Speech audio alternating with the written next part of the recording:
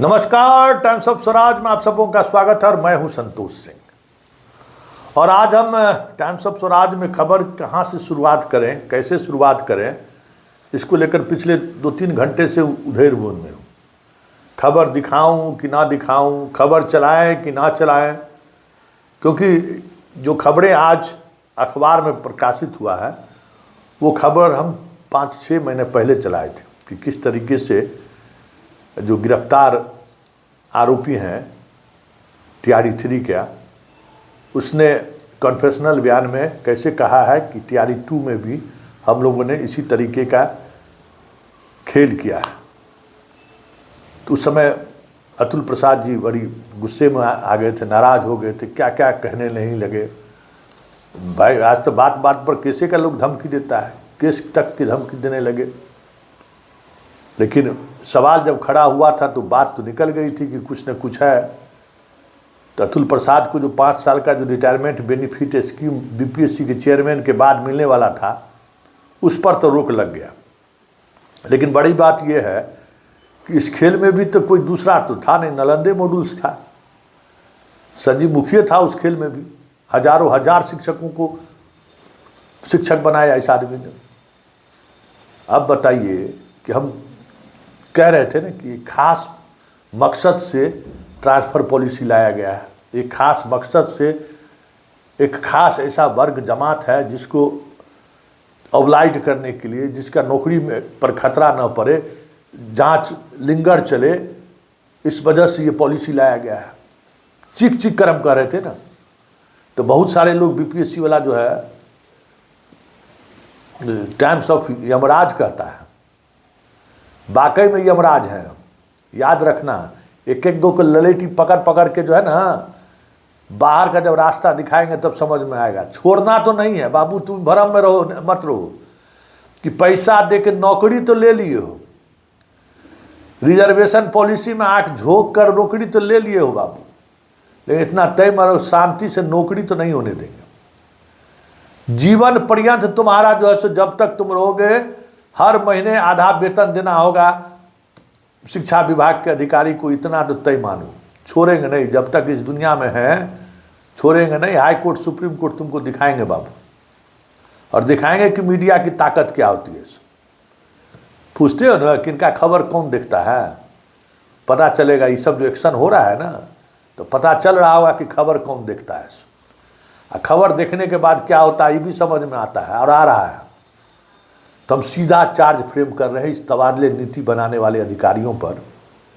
जरा जवाब देंगे कि जिस नियुक्ति की अभी तक प्रोबेशन पीरियड खत्म नहीं हुआ है, जिस नियुक्ति के शिक्षकों का कागजात वेरिफिकेशन नहीं हुआ, वो मैट्रिक पास है कि फेल है कि ग्रेजुएशन जो आधार पर एसटीईटी सर्टिफिकेट ठीक है, सीटेट सर्टिफिकेट ठीक है, बीएड जहाँ से किया हो कॉलेज सही है कि नहीं, इसकी जांच भी नहीं हुई है और उसको तबादला भी किया जा रहा है। वाह क्या बात है। सिद्धार्थ जी और सुनील कुमार जी, आप इसका जवाब दीजिएगा। ये बहुत बड़ी बात है ना कि जिस नीति पर बहाली हुई, वो उस नीति के बहाली पर 10-10 मुकदमे हाई कोर्ट में चल रहे हैं और एक मुकदमे के जजमेंट के आधार पर अभी तक 10,000 से अधिक शिक्षिका की नौकरी जा चुकी है। शिक्षक शिक्षिका सबका, हजारों शिक्षक गायब हैं। बाबा रे बाबा, देखते हैं ना अखबार में कि कोई सूचने नहीं है कहां गायब हो गई, 2 महीना से कोई आइए नहीं रहा है। तो ये जानते हो जितना गायब शिक्षक है ना, सब ट्रांसफर पोस्टिंग कराकर नए वाले जगह पर ज्वाइन करेगा, ताकि उसका जो थंब वेरिफिकेशन नहीं हुआ, अभी बहुत सारे शिक्षकों का थंब वेरिफिकेशन तक नहीं हुआ और उसका आप तबादला करने जा रहे हैं। जागो बिहारी जागो, मर चुके हो, तुम्हारे आत्मा अब जमीन तुम्हारे पास बचा नहीं है, कितना जगाएंगे हम। जागो, देखो देखो, आंख खोल कर देखो कि हो क्या रहा है। थंब इंप्रेशन नहीं हुआ है, जांच बहुत हजारों शिक्षकों का, जब जब इंप्रेशन की बात हुई छुट्टी पर चल जाता था। अब वो सब तबादला लेके चुपचाप चल जाएगा, देखते रह जाओगे। आंख के सामने में जिस प्रदेश में रोजगार के नाम पर सिर्फ और सिर्फ सरकारी नौकरी है, उस प्रदेश में एक एक नौकरी के लिए पता नहीं हजारों लाखों विद्यार्थी हमारे घर द्वार छोड़कर, परिवार, रिश्ता, नातादार का शादी, विवाह, श्राद्ध सब कुछ छोड़कर पटना के कोलखी में 5,000 4,000 किराया देकर किसी तरीके से पढ़ाई कर रहा है। और उस पढ़ाई करने वाले बच्चों के भविष्य के साथ किस तरीके से खिलवाड़ हुआ है जरा देखिए।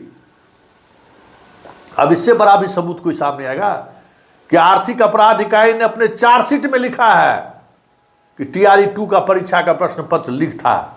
और कैसे लीक हुआ, मुजफ्फरपुर तक कहां कोई प्रश्न पत्र कैसे उतारा गया, उतारने के बाद जो है सो फिर मुजफ्फरपुर से आगे बढ़ने के बाद उसमें डाल दिया गया। मोतिहारी सेंटर पर क्वेश्चन जाना था, बीच रास्ते में डब्बा खुल गया। बार डब्बा खुला और BPSC के ऑफिस को पता नहीं चला जो इनका डब्बा खुल गया, जबकि एक से एक टेक्नोलॉजी है। जैसे ही खुलेगा BPSC के ऑफिस को पता चल जाएगा कि उनका क्वेश्चन का डब्बा खुल गया, उनको पता नहीं चला। और परीक्षाएं भी हो गई, सब सेटरवा सब पास भी कर गया। क्या माजरा है। TRE 1 में याद है ना, निगेटिव मार्क्स अंतिम समय में हटा दिया गया। अंतिम समय में फॉर्म सब चीज हो गया तो डोमिसाइल लागू कर दिया गया। मतलब 10-10 मुकदमा हाई कोर्ट में चल रहा है और सारे मुकदमे में जजमेंट के पोजीशन पर आ गया। पहले तो यूपी के सारे लोग हटे, अब कंप्यूटर वाली की बारी है, फिर भाषाई वाले की बारी है। मतलब जितनी तरह की अनियमितता इस बहाली में हुई है, हमें लगता है कि संख्या भर कुछ छात्र बच जाए तो बच जाए, नहीं तो पूरी बहाली रद्द होने की स्थिति में है। इसलिए ट्रांसफर दे रहा है कि जितने ऐसे लोग बहाल हुए, सबको पता है ना कि पैसे दे के बहाल होने वाले लोग कौन है। कुछ प्रश्न पत्र लीक होने के बाद किसको मिला है कोई, अब जांच का आपके मतलब क्या है। अब तो सब कुछ आ गया सामने, अब तो प्रूफ हो गया ना कि TRE 2 में भी प्रश्न पत्र लीक था और उस लीक प्रश्न पत्र का छात्रों ने लाभ उठाया। कितना छात्र लाभ उठाया होगा समझ लीजिए। अब तो उसमें कहीं कोई इफ और बट का सवाल तो नहीं है। पुलिस ऑन रिकॉर्ड लिखती है और पुलिस पूरे जांच में यह साबित कर दिया है कि किस तरीके से प्रश्न पत्र लीक हुआ है। पूरे साइंटिफिक इन्वेस्टिगेशन से साथ, वैज्ञानिक साक्ष्यों के साथ वो उन्होंने ये प्रूफ किया है। और उसका मास्टरमाइंड वही संजीव मुखिया है जो अभी तक पुलिस के पकड़ से बाहर है। पहले तो कोर्टे उसके गिरफ्तारी पर रोक लगाए हुए था। कोर्ट भी हमारे वैसे ही है, लोअर कोर्ट उसके गिरफ्तारी पर रोक लगाए हुए है 2 केस में। तो तीसरा केस आर्थिक अपराध इकाई फिर किया है, तो उसका ईडी संपत्ति जब्त होने की प्रक्रिया शुरू हो रहा है, लेकिन अभी तक गिरफ्तार नहीं हुआ है। CBI भी उसको खोज ही रहा है।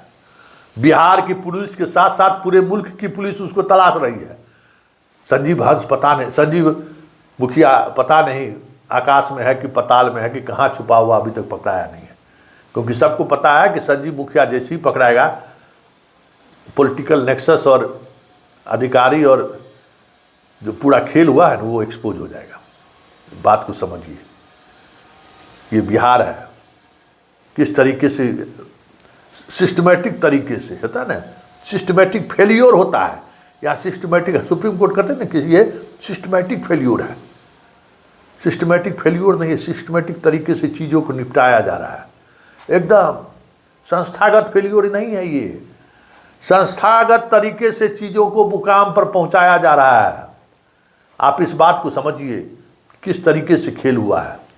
और अब उन तमाम ऐसे जो खेलावाज सब है उसको लाभ पहुंचाने के लिए तबादले की नीति लाई गई है। बार बार हम शुरू से कह रहे थे ना, चीख कर कह रहे थे कि किसके लिए। आप बताइए, पटना में जो शिक्षक है जिसका घर है वो बिहार के किसी भी कोना में है, उसको पटना शहर में पोस्टिंग मिलेगा, लेकिन मनेर, बिहटा शहर के आसपास वाले लोगों को नहीं मिलेगा। शहर वाले को शहर में पोस्टिंग मिलेगी, गांव वाला शहर आने को सोच नहीं सकता है। वाह रे वाह, क्या बात, क्या जस्टिस है सिद्धार्थ बाबू। सवाल खड़े करते हैं तो आप नाराज होते हैं, आपको गुस्सा आता है, लेकिन सवाल तो खड़ा करेंगे और अंतिम दम तक सवाल खड़ा करेंगे। हल्के में मत लीजिए। ये सवाल जो है कई तरह के ऐसे सवाल हैं जो सीधे सीधे नीतीश कुमार के दामन पर दाग लगा रहा है, नीतीश कुमार के पूरे सफेद चेहरे को दागदार कर रहा है। इस स्तर पर खेल, बाबा रे बाबा। तो देख लीजिए, जागो बिहारी जागो कि फर्स्ट फेज में डोमिसाइल के मामले पर कितना बड़ा खेल हुआ, निगेटिव मार्क हटाकर कितना बड़ा खेल हुआ, सेकेंड टीआरई में भाषा हटाकर कितना बड़ा खेल हुआ। फिर अब देख लीजिए दूसरा खेल सामने आ गया कि वहां भी प्रश्न पत्र लिखता। अब आप समझिए कि ऐसे प्रदेश में जहां रोजगार के नाम पर सिर्फ और सिर्फ सरकारी नौकरी है, वहां भी अगर नौकरी सही तरीके से लोगों तक नहीं मिले, लोगों को नहीं मिले, फिर इसका मतलब क्या है? सोचिए और दिमाग दीजिए कि ये सारी चीजें जो चल रही है ना, उसी को संस्थागत तरीके से व्यवस्थित करने की कोशिश है कि आप तो भाई मान ले ट्रांसफर कर दिए, तो उसका तो डॉक्यूमेंट्स तो जिस जिला में है उसी जिला में है। अब वहां से कौन मंगाता है? नहीं मंगाएगा। किसकी जरूरत है? जब सब जानिए रहा है कि खेला क्या हो रहा है, तो किसी को पता है कि बीपीएससी वाला कितना शिक्षक थंब इम्प्रेशन नहीं दिया है? हजारों ऐसे शिक्षक हैं जो थंब इम्प्रेशन नहीं दिया है। अभी डेट पर डेट देता है, भाग जाता है। जिला वाली सूची भेज चुके हैं, लेकिन उस सूची पर कोई अमल नहीं हो रहा है, लेकिन ट्रांसफर हो रहा है। तो इस सच को समझिए, इस सच को समझने की कोशिश कीजिए कि इस बिहार में हो क्या रहा है। उस बिहार में जहां हर एक व्यक्ति नौकरी के लिए अपना सब कुछ दांव पर लगा दिया हुआ है। बर्तन धोने वाली माँ, आंगनबाड़ी सेविका, सहायिका, कारीगर, मजदूर भी चाहता है कि मेरा बेटा पढ़ लिख कर कुछ बन जाए, और अपना पेट काट कर शादी विवाह का निमंत्रण न्योता छोड़कर बच्चा को पटना भेजता है पढ़ने के लिए, पास के शहर में भेजता है कोचिंग में पढ़ने के लिए कि बेटा कुछ कर लो। मतलब सोचिए, इस सोशल जस्टिस की सरकार में, सोशल जस्टिस की सरकार है ना, उस सरकार में किस तरीके से प्रतिभा को क्रश किया जा रहा है, किस तरीके से प्रतिभावान छात्रों को रोका जा रहा है। बताइए कहाँ जा रहा है ये राज्य? जिसको आज शिक्षक होना चाहिए वो पान का दुकान कर रहा है, नहीं तो अल्लू गांव में जो है सो आलू रोप रहा है। और जो आलू रोपना, पान दुकान तो छोड़ दीजिए, जो लिखने के भी काबिल नहीं, अपना नाम भी नहीं लिख पा रहा है, वो शिक्षक बन के अभी स्कूल में बच्चों को पढ़ा रहा है। क्या होगा इस बिहार का? इस बिहार को बर्बाद होने से कौन रोक सकता है? हाँ? और कहेंगे कि देखिए हम गुणवत्तापूर्ण शिक्षा लाना चाहते हैं। इसी शिक्षकों के भरोसे जो पैसा देके शिक्षक बना है, 10 लाख 15 लाख रुपया देके शिक्षक बना है, उसी के भरोसे आप गुणवत्तापूर्ण शिक्षा लाने जा रहे हैं। यही खेल है, इस खेल को समझिए। और इस खेल में हर कोई शामिल है, इसलिए निशाने पर संतोष सिंह है। इस खेल में तमाम जो संस्थाएं हैं वो संस्थाएं शामिल हैं, इसलिए निशाने पर संतोष सिंह है। क्योंकि उस चीज को दुखती रग पर हम हाथ डालते हैं।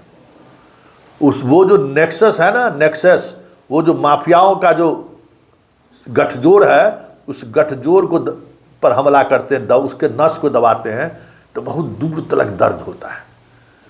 तो सोचता है मिटा ही दो, इसको खत्म कर दो इस आदमी को। इस बात को समझिए, जागिए बिहार, जागो अभिभावकगण, जागिए। किस तरीके की राजनीतिक मजबूरी है, या कौन सी ऐसी मजबूरी है जो इस स्तर पर प्रतिभाओं के साथ खेल हो रहा है, और पूरा बिहार उस बात को महसूस करते हुए भी, कसमकस के बावजूद भी सोच नहीं पा रहा है कि हमें करना क्या है। वाह रे बिहार, वाह रे बिहार। एक एकलव्य की चर्चा आज भी होती है ना, कि अंगूठा काट लिया, नहीं तो अर्जुन से भी बड़ा धुरंधर होता है। यहां आज उसी सरकार में, सोशल जस्टिस के सरकार में, सोशल जस्टिस से आए हुए लोग जो एकलव्य की कहानी सुनाते हैं, आज हजारों एकलव्य का अंगूठा काट कर, जिसको योग्यता के नाम पर कुछ भी नहीं है, आज आप डीएसपी से लेकर उसको मास्टर तक बना रखे हैं, और पूरा सिस्टम और सरकार तो सोई हुई है, पूरा पॉलिटिक्स भी सोया हुआ है, कोई कुछ नहीं बोल रहा है। कोई साहित्यकार, गीतकार, संगीतकार, पत्रकार, किसी के कलम में ताकत नहीं दिख रहा है कि सवाल खड़े करे कि एक एकलव्य का अंगूठा काटने पर तो आप आज भी उसका उदाहरण दे रहे हो, और रोजाना जो आप इतने एकलव्यों का जो आपने अंगूठा काट लिया है, इस सवाल का जवाब कौन देगा? इसलिए कि तुम सोशल जस्टिस से आए हुए हो, इसलिए कि तुम्हारे साथ सोशल जस्टिस का टैग लाइन लगा हुआ है। सवाल उठेगा, और उठेगा तो दूर तलक जाएगा। ये ज़्यादा दिनों तक चलने वाला बात तो नहीं है। ये जो जड़ता वाली स्थिति हो गई है ना, इस जड़ता वाली स्थिति से समाज को बाहर निकलने की जरूरत है, नहीं तो कोई नहीं बचाएगा इस बिहार को गर्त में जाने से।